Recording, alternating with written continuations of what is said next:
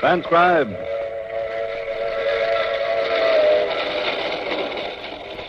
The Mutual Broadcasting System presents The Mysterious Traveler.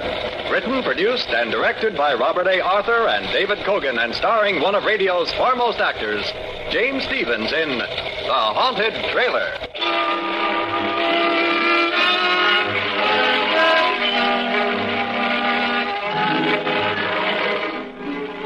This is the Mysterious Traveler, inviting you to join me on another journey into the realm of the strange and the terrifying.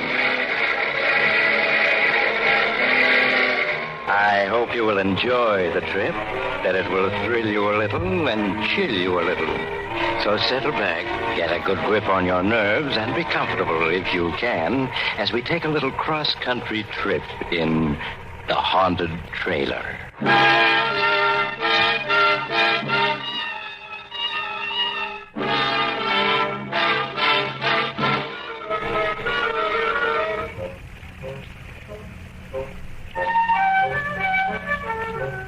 Before we begin, I have a question for you. Do you believe in ghosts? No? That's good. Then my story won't bother you in the least. So let me introduce Melvin McGraw, as nice a young man as you'll ever meet, in this world or the next. Melvin is very unhappy. He has a story he wants to get off his chest. All right, Melvin, tell us all about it. Maybe it'll buck up your spirits.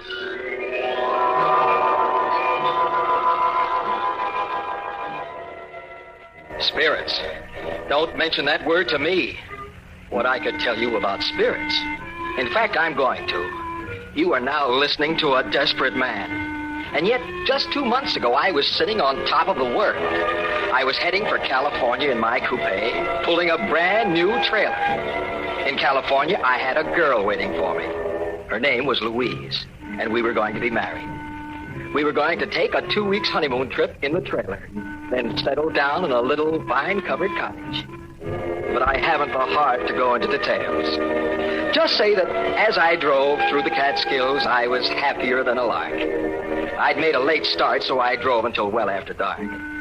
Then I found myself on an empty stretch of road in the mountains with a bad storm coming up. I didn't want to drive through a storm, so when I came to a tiny, dark railroad station, I pulled off the road beside it and made myself comfortable in my own trailer. In no time at all, I was asleep. But about midnight, a terrific clap of thunder woke me up. I sat up, bumped my head, and blinked. The storm was raging outside, and the trailer door had blown open. It was banging back and forth. I got up to close it, but before I reached it, it shut itself, firmly. I was about to get back into my bunk when somewhere in the darkness a voice spoke. Now this is something like. It was an odd, unearthly sort of voice, and at first I thought I'd just imagined it. Then it spoke again. A house on wheels, furniture and everything. Some fun, eh, chum? They never had nothing like this when I was alive. Then I realized what must have happened. I'd left the radio on, and I was hearing some late program. I reached over to click it off, but it was already off. Puzzled, I found the light switch and turned it. The trailer was empty, except for me. I was staring around in perplexity when I heard it again, that strange voice. Over here, chum, in the easy chair. That's right. Now, can you see me? Can I see him? I rubbed my eyes, then rubbed them again. There was something white and misty sitting in my easy chair. Something that grew more and more solid as I stared at it, until I could see it quite plainly. Like looking at a disreputable old man carved out of a chunk of London fog. It was... the only thing it could be was... That's right, chum. I'm a ghost. My name is Spike Higgins. Pleased to meet you. Oh, what do you mean you're a ghost? There's no such thing as a ghost. Oh, no? Then listen to this. Oh! Did you ever hear a more ghostly groan than that? Or maybe you'd like to hear a banshee scream. You like it, chum? Every ghost can do it. Here, now I'll give you another demonstration. We call this one number 3B, the fatal warning. Are you ready? It'll curl your hair. Are you prepared to meet your fate? Beware. Beware. Stop. Stop. Well, I ain't even begun yet. I got a whole bag of ghostly tricks to try out. Why, it's years since I had a chance to use a single one of them. Hey, what about some invisible footsteps, eh? Hey, you see, I can do that without even stirring from this chair. And then there's the hollow knock on the front door. I'll demonstrate that, too. There. And now the door creaks open. Now, listen.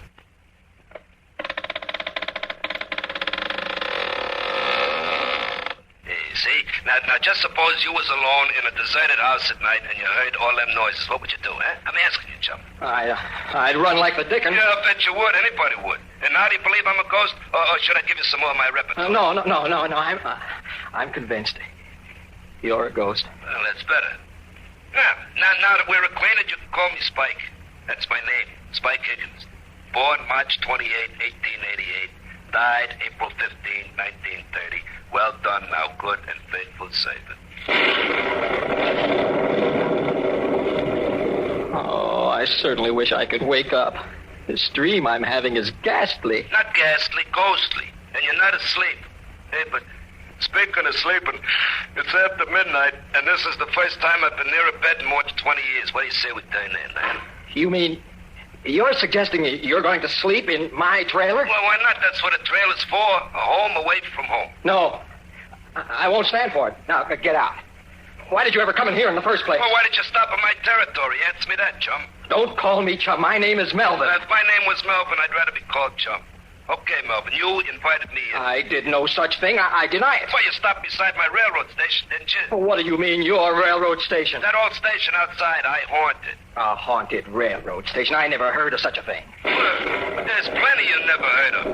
Well, back in 1930, I was a bum, see. I rode the boxcars. Well, one night I was trying to get away from a railroad bull. Toughest railroad dick in the business, name of Dan Banshee. Well, I slipped off the top of a boxcar just as we was passing his station, see?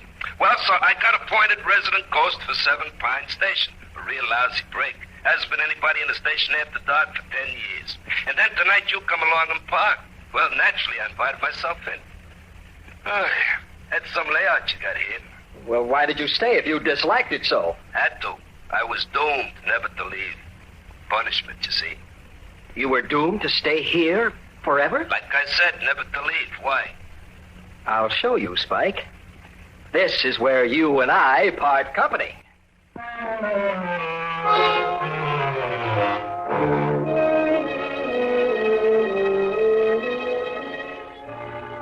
I know you think I was dreaming, but I wasn't. I was sitting there in my trailer talking to the ghost of a very disreputable-looking hobo. And I saw that I had to take drastic action. Spike had said he was doomed to stay there forever. But I wasn't. I hurried out of my trailer, climbed into my coupe, started the motor, and pulled away from there. I didn't stop until I'd gone 20 miles and left Spike Higgins' ghost safely behind me. Then I found a spot off the road, stopped, and went back to my trailer, completely bushed. Oh, boy, now for some sleep. Oh, I'm dead. Watch your language, Melvin. I'm dead, not you. Spike. Here I am, Melvin, in the other bunk. No, you can't be.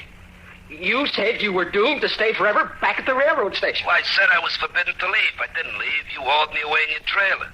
So now the curse is broken. I can go any place I want. Then go. Any place. I don't care where, as long as it's someplace else. Oh, but I like it here, Melvin. Nice and cozy, good company, plenty of scenery. I tell you what I'll do. If looking at me bothers you, I'll merge. Then you won't be able to see me. Merge with what? Merge with the other where. So long, chum. I mean, Melvin. So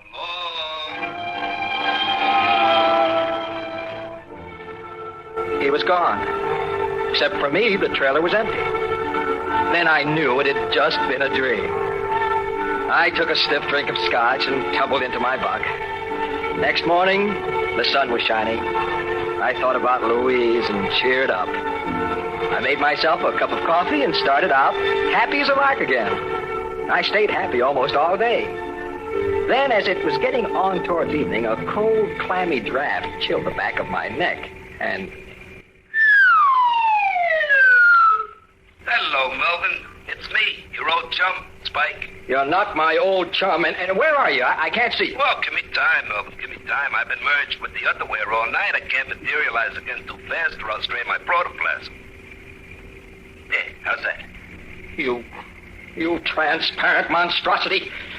I thought you were just a dream. Oh, have I got to convince you all over again? Okay, I'll run through my repertoire for you. The ghostly groan, the dying scream, the scream of the banshee, the hollow footsteps, the squeaking door. No, anything but that. I couldn't stand it again. Well, okay then. Oh, but I left one out last night. The mournful howl of a dog. You know, in every ghost story, there's always a dog howling someplace. Well, that ain't a real dog. It's just a standard ghost sound effect. Yeah, like this, see? Oh, no. My nerves can't stand anymore. Melvin, chum, you're going to have to toughen up. You're going to be hearing a lot of them ghostly noises, and you just got to get used to them. What do you mean? Well, you and me are going to be seeing a lot of each other. I am now the resident ghost of this here trailer. Congratulations, Melvin. You own the first haunted trailer. Oh, don't be ridiculous. Nobody ever heard of a haunted trailer. Well, they're going to hear of this one. You'll be famous all over America. Oh, that's absurd. A haunted trailer. Why not a haunted ferry boat, a haunted boxcar, or a haunted Pullman? What, do you think there ain't? Why, there's a haunted ferry boat makes the crossing at 125th Street every stormy night. And then there's a haunted boxcar. Never gets where it's going. Balamine rides it, name a boxcar Benson. And speaking of trains, didn't you never hear the Phantom Express? The Phantom Express? Yeah, it's an all-Pullman car job, and nobody rides it but hobos who've been given a reward, see? It only travels by twilight, and it goes 1,000 miles an hour. Always traveling, never stopping. That's heaven for us poor restless hobos. Indeed. Yeah, so what's so funny about a haunted trailer? Now I ask you.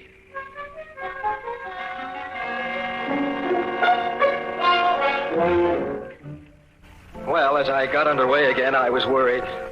The idea of taking Louise for a honeymoon in a haunted trailer didn't appeal to me. I didn't think it would appeal to Louise either, especially since Spike Higgins seemed to be a ghost completely lacking in all delicate sensibilities. But I didn't have any idea what to do about it. Not even the ghost of an idea.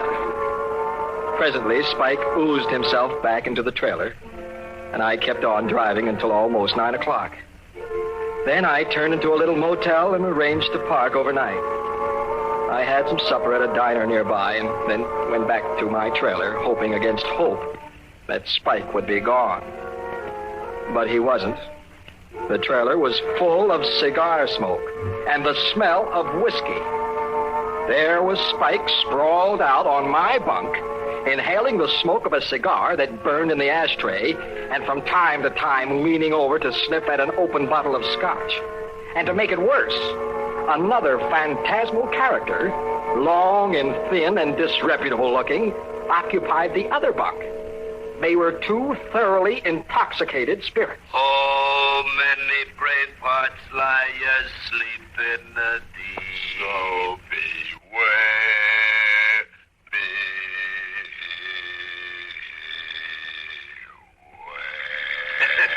Spike, what is the meaning of this? Oh, hello, Melvin. Hey, Melvin, I want you to meet an old pal of mine, Nitro Nelson. Pleased to meet you, Melvin. I'd shake hands if I had any hands. Spike, I asked you a question. What is the meaning of this? Why, Melvin, we're just celebrating, that's all. I ain't seen Nitro for pretty near 25 years, so we're having a little fun.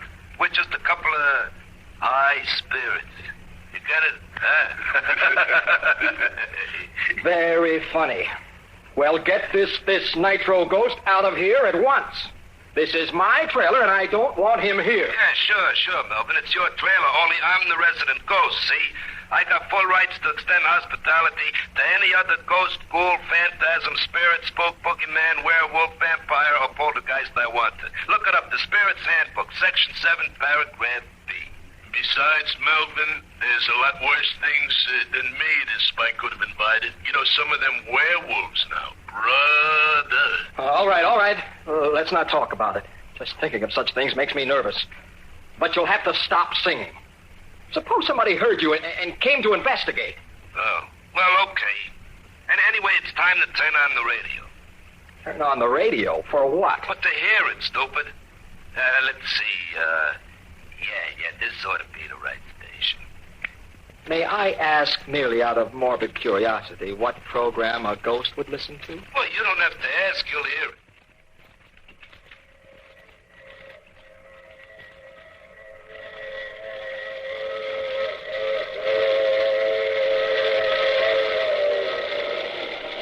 This is a mysterious traveler, inviting you to join me on another journey into the realm of the strange and the terrifying. I hope you will enjoy the trip, and it will thrill you a little and chill you a little. So settle back, get a good grip on your nerves, and be comfortable if you can. Mysterious traveler. Oh, that's a pipperoo of a program. Oh, no. Turn it off. Oh, what's the matter? You don't like the mysterious traveler? All us ghosts listen to him. Oh, I like it all right, but you don't expect me to listen to it with two ghosts right in the same room with me, do you? Sometimes he even scares us. Okay, we'll turn it off. Look, Spike, Yeah, Melvin. what'll you take to go away and leave me alone, both of you? Oh, Melvin, you don't understand. I've took up my abode in this here trailer. I'm your ghost now. Your family ghost. Where thou ghost, I will ghost. Hey, you get it? Huh? Then am I to understand you refuse to clear out? And the answer to that, Melvin, is absolutely. Well, in that case, I'm going to rent a cabin for the night. I couldn't possibly sleep in this trailer with you two hunks of animated fog. Suit yourself, Melvin. Anyway, me and Spike got some practice in the dope. Okay, Spike, let's go. First, the mournful dog howl.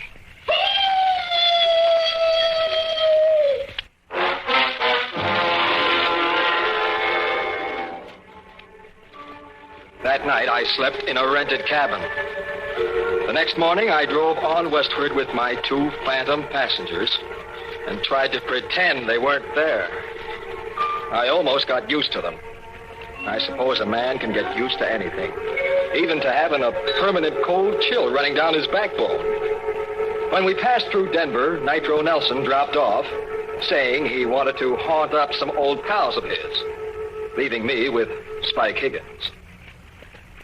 Well, Melvin, it's just you and me together now, just the two of us. Until you get married, that is, then there'll be the three of us. I don't think Louise is going to like that. Oh, sure she will. Anyway, I'm sticking around. I hate to think what Louise will say when I tell her about it. Hey, where are we going on our honeymoon? The three of us, I mean. I figured on driving up to Oregon to see the mountains. Oh, that's good.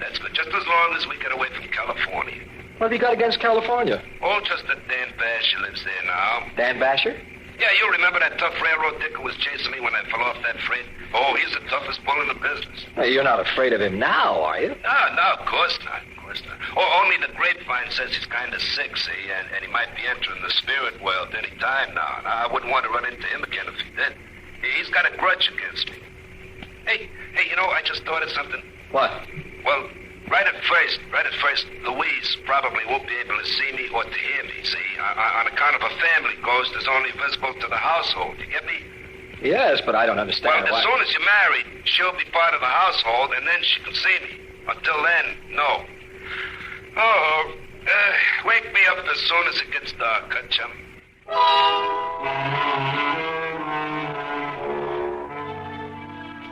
3 days ago, we reached Santa Monica. I rented parking space in an auto camp and immediately phoned Louise. Melvin, darling, I'm so glad you're here. I've been worried not hearing from you. Oh, I'll explain all about that. When can I come and see you? Well, I'd better come see you first, Melvin. You see, my uncle isn't well, and the doctor said he must have quiet. I'll be there in an hour. I hurried back to the trailer and tried to clean it up. Spike Higgins' ghost lay on a bunk and watched me cynically. Hey, take it easy, Melvin. You're no good at housework. You know, this place needs a woman's touch. Now listen, you. You've got to promise not to frighten Louise. I told you, Melvin. She won't even know I'm here. I certainly hope not. That would ruin everything. Here she comes now. Coming, darling. Melvin. Louise. Oh, here, let me help you in. Oh, thank you, Melvin. So this is it. The trailer you wrote me about. Uh-huh, darling. Look, here's the stove, and an icebox, and a built-in bar. A bar? Uh-huh. Oh, now, Melvin, you know I disapprove of spirits. I resent that. Be quiet. Why, Melvin? Oh, excuse me, darling. I wasn't talking to you. Well, then who were you talking to? Oh, it's hard to explain. Oh, look, Louise, here's a writing desk that folds into the wall, and a regular easy chair. Well, it's very nice, Melvin, but all the same, we're not taking any spirits along on our honeymoon, bar or no bar. Oh, she got a surprise coming to her. I said to be quiet. Melvin, how can you talk to me like that? Come on, show her who's boss, Melvin. I told you to shut up. Melvin! I won't stay here and be insulted. You can telephone me when you're ready to apologize. With that, Louise stormed out. That evening, I had to plead with her on the telephone for half an hour before she would consent to let me drive out and see her at her home. Oh, really, Melvin, you were very rude this afternoon. Oh, I'm sorry, darling. I'm overwrought. I apologize. Well, you do look rather haggard, Melvin. And the way your hair stands on end, you really should do something about it. I wish I could. Louise, how soon can we get married? Well, I don't know. It depends on Uncle Dan. Uncle Dan? Uncle Dan Basher, my mother's brother. He's very ill. The doctor just gives him a few more days. Your uncle is Dan Basher, who used to be a railroad detective? Why, yes. And he's dying? I'm afraid so, Melvin. But you needn't look so pleased about it. Oh, sorry, darling. Look, I must talk to him now. Oh, but the doctor said he can't. Just for a minute, darling. It's very important. Well, maybe, just for a minute. Come this way. This is his door. Uncle Dan? Yeah? Do you feel strong enough to talk? What about? Well, it's Melvin, my fiancé. He wants to meet you. Send him in. Come in, Melvin. Oh, thank you, Louise. Look, I must speak to your uncle in private. Oh, but Melvin... I'll explain later. That's a good girl. Thank you, Louise. Good work. I can never get rid of her. What do you want to marry Louise for, anyway? Oh, I love her. It's a pretty poor excuse for getting married. She's like a mother, my sister. The reason I spent all my life on the railroad. Well, that's what I want to talk about, sir. Do you remember a certain Spike Higgins? Do I remember him? If I could ever get my hands on him. You know him? I know his ghost. He's haunting my trailer. He is, huh? I'd certainly like to meet up with him. Oh, I'd certainly like you to. He's outside now. My trailer is parked at the curb. Well, in that case, I was figuring on postponing the event for a few days. But for the privilege of meeting up with Spike Higgins' ghost. Yes? Lad, go outside and wait. I'll be out in a couple of minutes. In the spirit.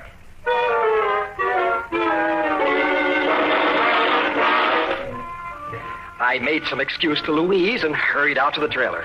Spike Higgins' ghost was lolling on my bunk. Oh, out so soon, Melvin? What's the matter? Oh, nothing, Spike. Nothing. You're up to something. What is it? Nothing, I tell you. Oh, relax, Spike. Relax. I got a funny feeling. Uh-oh, someone's coming. What do you mean, someone? Another spook. He's coming in here. Hello, Spike. Dan Basher. In the spirit, Spike. I've been waiting for this meeting for a long time. Oh, no, Melvin, you double-crossed. After him. Quick, Mr. Basher. Right, you're out, lad.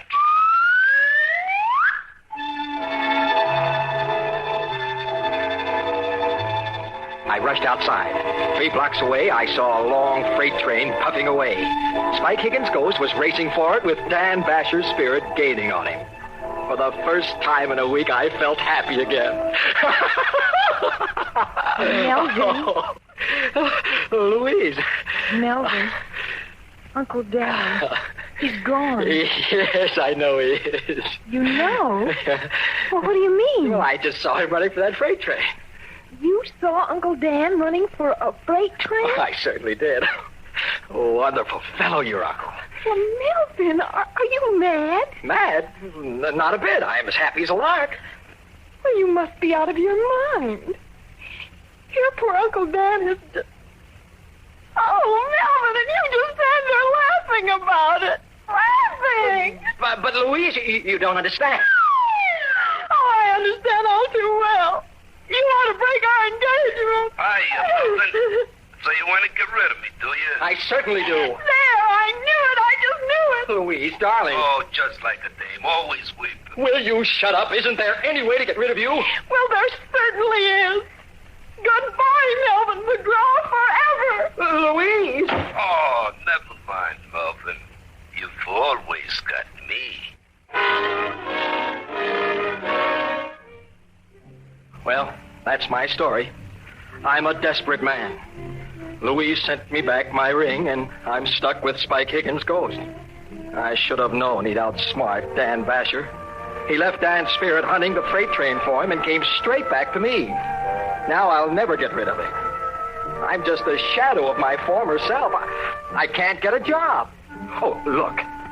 Do any of the radio stations carrying my story need a good sound effects man for mystery programs?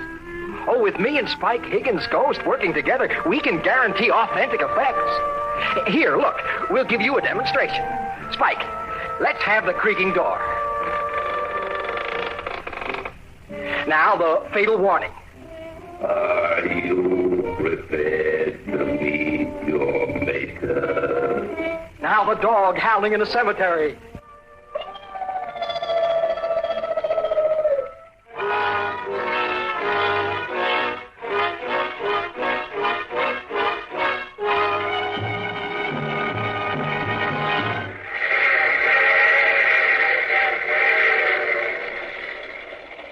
This is the mysterious traveler again.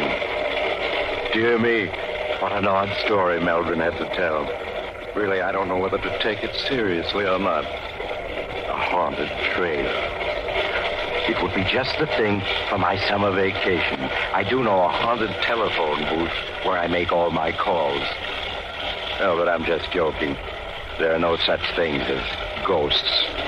Are there, Spike? Oh, of course there ain't. Well, the whole idea is ridiculous. You see? Oh, you have to get off here? I'm sorry. But I'm sure we'll meet again. I take this same train every week at this same time.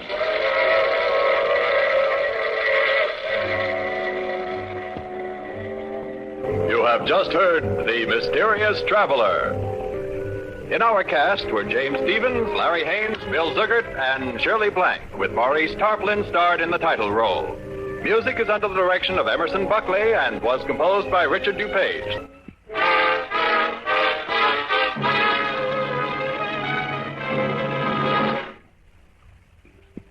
This is the Mutual Don Lee Broadcasting System.